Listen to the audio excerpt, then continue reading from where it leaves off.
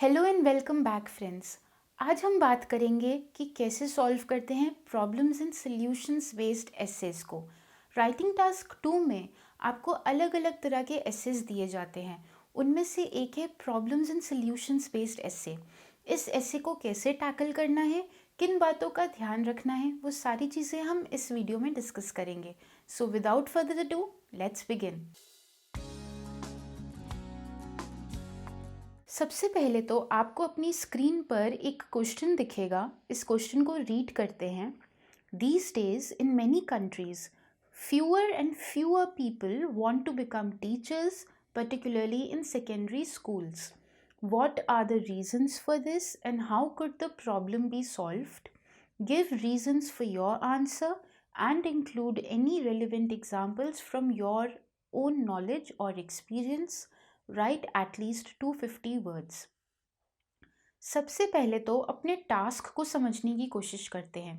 यहाँ पर हमसे पूछा गया है कि इस प्रॉब्लम को कैसे सॉल्व किया जाए और इस प्रॉब्लम के कारण क्या हैं। तो प्रॉब्लम क्या है कि काफ़ी देशों में आजकल लोग टीचर नहीं बनना चाहते हैं, पर्टिकुलरली इन सेकेंडरी स्कूल्स। मतलब जब हम अपना एसे लिखेंगे और हम उसमें बार बार टीचर्स को मेंशन करेंगे, तो हमने उन टीचर्स की बात करनी है जो सेकेंडरी स्कूल्स में पढ़ाते हैं। सेकेंडरी स्कूल्स मतलब वो स्कूल्स जो 10th या +1 या +2 लेवल से नीचे होते हैं, लेकिन 5th या 6th स्टैंडर्ड से ऊपर होते हैं। तो हम बात कर रहे हैं टीनेजर्स को पढ़ाने की।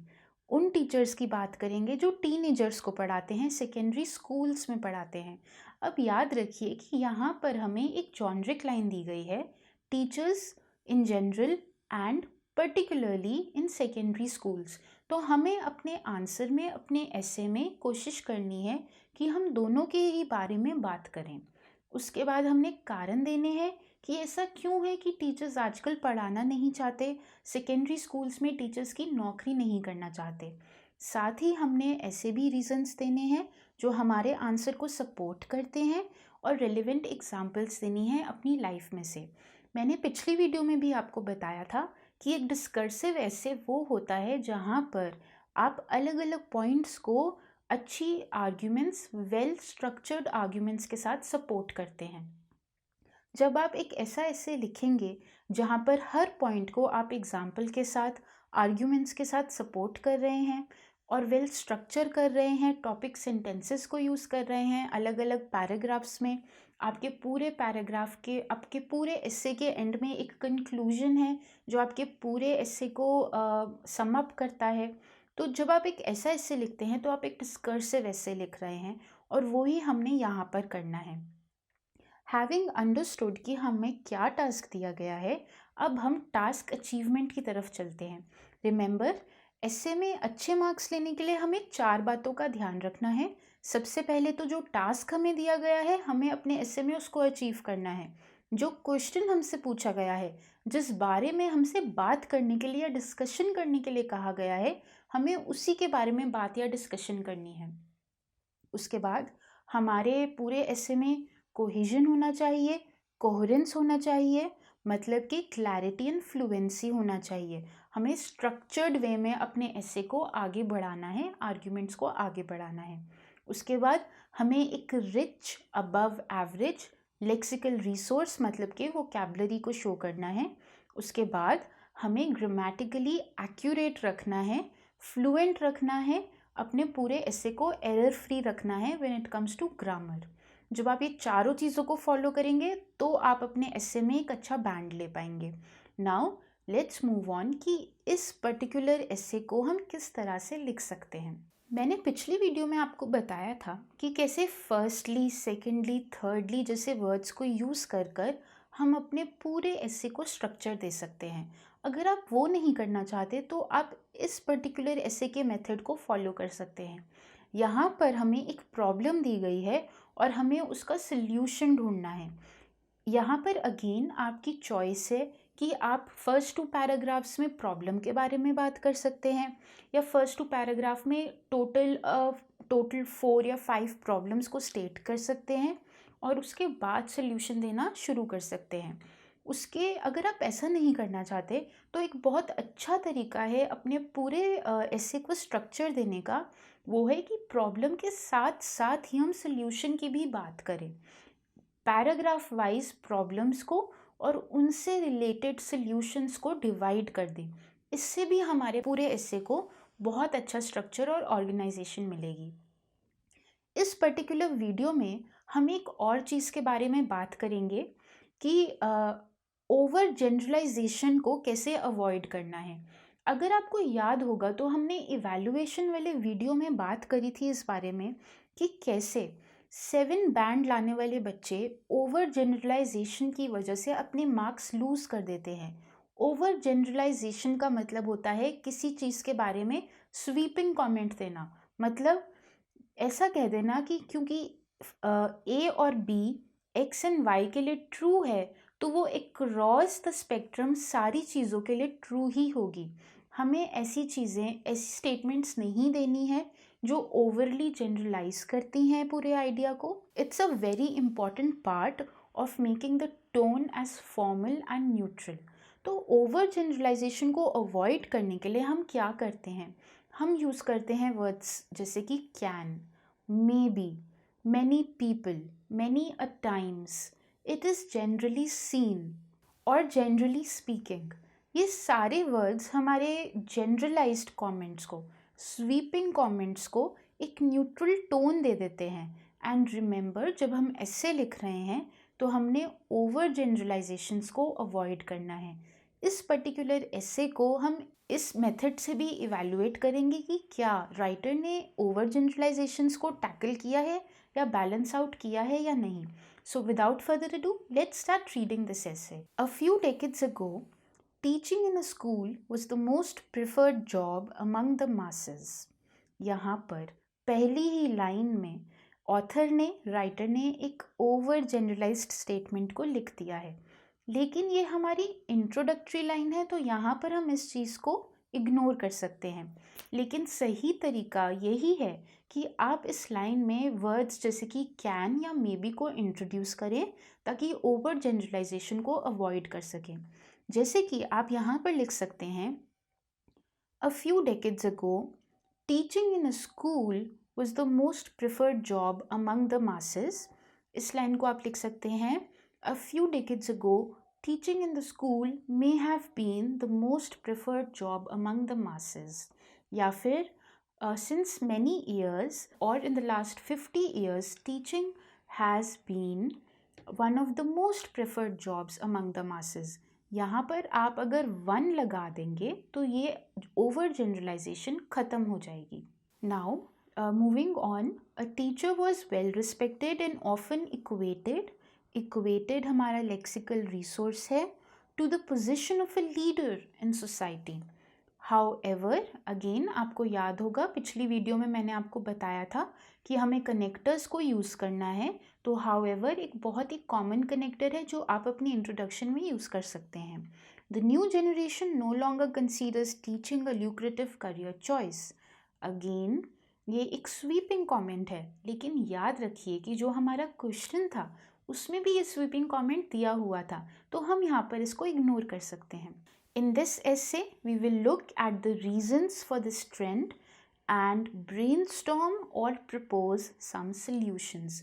आपके पास कोई भी problem and solutions based essay आएगा as part of writing task 2 तो आप इस पर्टिकुलर लाइन को एज इज़ यूज़ कर सकते हैं। इसको आप बाय हार्ट लर्न कर लीजिए ताकि आपको अपनी इंट्रोडक्शंस को लिखने में और आसानी हो। अगेन, इंट्रोडक्शंस को लिखने का एक बहुत ही सिंपल मेथड है।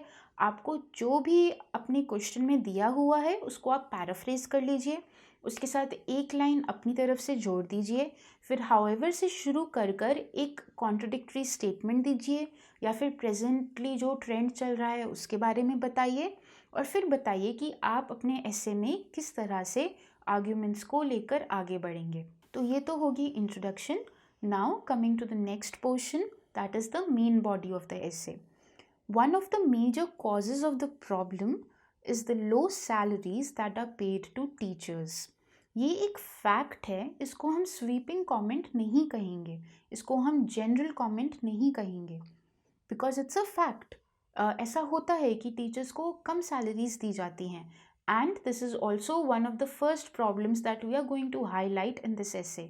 रिमेंबर, हमसे पूछा गया था कि वो क्या प्रॉब्लम्स हैं और वो क्या रीजंस हैं जिनकी वजह से टीचर्स आज के टाइम में टीचिंग नहीं करना चाहते, particularly in secondary schools. So, low salaries that are paid to teachers. Now, just notice how sentences are made to connect with each other. Remember, we are looking for clarity and fluency along with task achievement. While the salaries in other professions like medicine and law have continued to rise according to market demands, comma, the salary of a teacher has largely remained stagnant. Largely remained stagnant is a very good collocation. This shows lexical resource. Thus, parents from start encourage their children to take up well-paying professions. The government must raise the salaries of teachers so that more and more people think about taking up the vocation of teaching. Vocation is a lexical resource.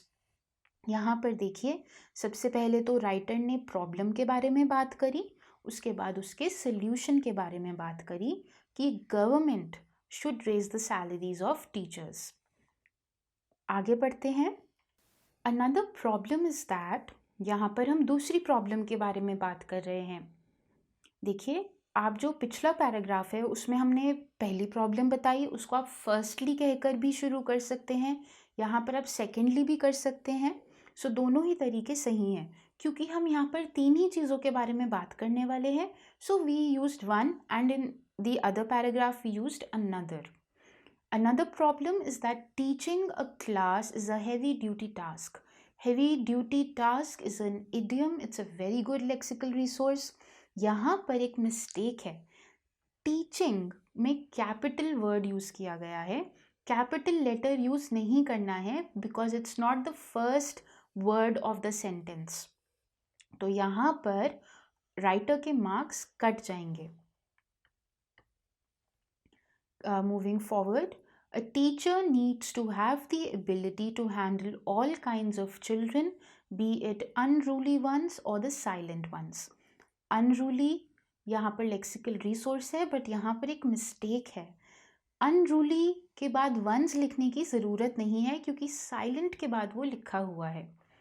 This again यहाँ पर एक छोटी सी grammatical mistake है, this is होना चाहिए। This is not the cup of tea of every individual. Cup of tea is an idiom. An easy solution, problem के बारे में हमने बात कर ली, अब solution पे आते हैं। Easy solution to this problem is encouraging informal education and letting parents teach their children or wards how to properly behave in class. Using positive reinforcement is also a good way to bring classroom behavior in line with decorum.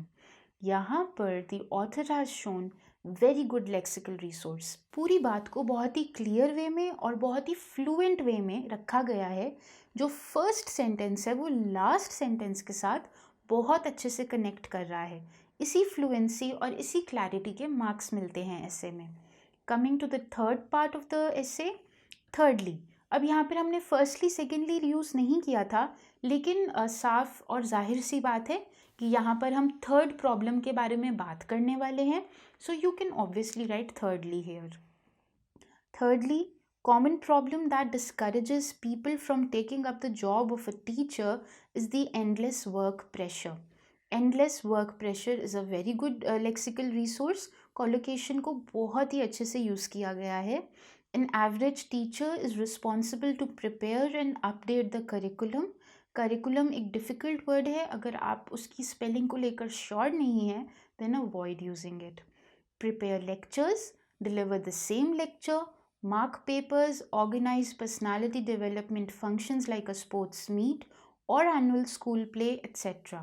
यहाँ पर again annual school play को आप capital में लिखने की ज़रूरत नहीं है, आप सिंपली एनुअल भी लिख सकते हैं। तो यहाँ पर our writer will lose marks. Apart from this, again apart from this is a very good way of connecting thoughts. यहाँ पर एक न्यू सेट ऑफ आर्ग्यूमेंट को इंट्रोड्यूस किया जाएगा, but this argument is closely related to its topic sentence. Topic sentence क्या था कि एक टीचर को बहुत ज़्यादा काम दे दिया जाता है। Apart from this, a teacher has to interact with parents also, keep a personal account of the progress made by every student in the class. Ignoring or sidelining any student can have serious consequences, and therefore a teacher has to be very vigilant at all times. This is a very good paragraph. It's an ideal paragraph कि आपको अपना problem और solution को कैसे introduce करना चाहिए। यहाँ पर एक इस पर्टिकुलर प्रॉब्लम का सल्यूशन क्या है वो ऑथर लिखना भूल गया, तो आप यहाँ पर लिख सकते हैं कि इस पर्टिकुलर प्रॉब्लम का ये सल्यूशन है कि टीचर्स के बीच में जो उनका काम है वो अच्छे से डिवाइड कर दिया जाए, या फिर वीकेंड्स पर टीचर्स को ऑफ मिले ताकि वो अपने काम को पूरा कर सकें, या फिर टीचर्स को एक असिस्टेंट प्रोवाइड किया जाए ताकि वो अपने काम को शेयर कर सकें. So all these are solutions to the problem, and they should have been mentioned in this paragraph itself. Coming to the conclusion, in conclusion slash to sum up, ये मैंने इसलिए लिखा है क्योंकि यहाँ पर आप इन दोनों को ऑल्टरनेटली यूज़ कर सकते हैं. आप अगर अपना कंक्लूसिव पैराग्राफ लिखना चाह रहे हैं तो आप उसे शुरू कर सकते हैं लिखकर इन कंक्लूजन, जैसे हमने पिछली वीडियो में किया था, या फिर आप ये भी लिख सकते हैं to sum up. Choosing to become a teacher is a serious commitment and involves a lot of hard work on daily basis. ठीक है, पूरे पिछले जितने भी पैराग्राफ्स हैं उनको बहुत अच्छे से यहाँ पे राइटर ने कंक्लूड कर दिया है. A teacher must be paid reasonable remuneration for her hard work. Remuneration is a good lexical resource. It's a good word, but again, you need to get the spelling right in order to avoid losing marks. Teachers are building blocks of an educated society. देखिए कितनी अच्छी line है और कितने अच्छे वे में ये एक टीचर की इम्पोर्टेंस को डिमॉन्स्ट्रेट कर रही है. तो इसी तरीके की लाइंस को यूज़ कर कर आप अच्छे मार्क्स ले सकते हैं. Thus, a very good connector like therefore. Thus, the solutions proposed must be implemented. ये एक जॉनरिक लाइन है. आप जब भी प्रॉब्लम्स और सॉल्यूशंस वाले ऐसे को अटेम्प्ट कर रहे हैं तो आप इस लाइन को एज इज़ यूज़ कर सकते हैं. Thus, the solutions proposed must be implemented in order to bring about the desired changes so that more and more people are attracted to the profession of teaching. बहुत ही simple, बहुत ही clear, बहुत ही fluent सा ये conclusion है, and इसके लिए बहुत अच्छे मार्क्स मिलेंगे राइटर को. तो अब चेक करते हैं कि क्या इस पर्टिकुलर राइटर ने अपनी टास्क अचीवमेंट करी या नहीं. उसके लिए let's get back to a question. एक बार क्वेश्चन को दोबारा पढ़ते हैं. These days in many countries, fewer and fewer people want to become teachers, particularly in secondary schools. Secondary school जो वर्ड है राइटर ने एक बार भी मेंशन नहीं किया. इसका मतलब यहाँ पर इस पर्टिकुलर पॉइंट को लेकर टास्क अचीवमेंट नहीं हुई. What are the reasons for this and how could the problem be solved? जब सेकेंडरी स्कूल्स पर फोकस ही नहीं हुआ तो हमारे आंसर में हमने जो रीजंस दिए हैं वो कैसे फोकस करेंगे. दैट मीन्स क्योंकि हमने यहाँ पर अपने टास्क अचीवमेंट नहीं करी तो उसको हम यहाँ पर भी नहीं कर पाए. What are the reasons for this? हमने रीजंस एंड प्रॉब्लम्स को ज़रूर हाईलाइट किया है, साथ में सल्यूशंस भी दिए हैं, तो उस पर्टिकुलर कॉन्टेक्स्ट में हमने अपना टास्क अचीवमेंट कर लिया. After that give reasons for your answer, include relevant examples from your own knowledge और एक्सपीरियंस. आई थिंक इस पर्टिकुलर राइटअप में, एसे में ऑथर ने रेलिवेंट एग्जाम्पल्स तो दिए हैं लेकिन अपने नॉलेज और एक्सपीरियंस के बेसिस पे कुछ नहीं लिखा है. सो यहाँ पर हम एक छोटा सा एक्सपीरियंस लिख सकते थे कि हमारे स्कूल टाइम पे जो हमारे इंग्लिश के टीचर थे वो कितने टैलेंटेड थे, कितने इंटेलिजेंट थे, पर वो एक छोटी सी गाड़ी लेकर घूमते थे, या फिर वो अक्सर एक ही शर्ट पहनकर स्कूल आते थे क्योंकि उनके पास उतने कपड़े नहीं थे, या वो इतने ज़्यादा रिच नहीं थे. तो ये सारी चीज़ें दर्शाएंगी कि कैसे एक टीचर की सैलरी बहुत कम होती है. हालांकि ये एक फिक्शनल एग्जाम्पल है लेकिन ऑब्वियसली ये हमारे एक्सपीरियंस में से ड्रॉ की गई है। अगर हम ये एग्जाम्पल लिखते तो हमें बहुत अच्छे मार्क्स मिलते।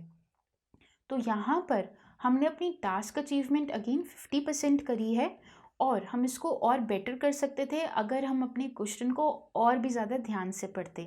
तो फ्रेंड्स, ये सारी चीज़ों का हमने ध्यान रखना है अपने ऐसे को अटेम्प्ट करते वक्त। Remember, we need to have an introduction, we need to have a main body, and then we need to have a conclusive paragraph in the end.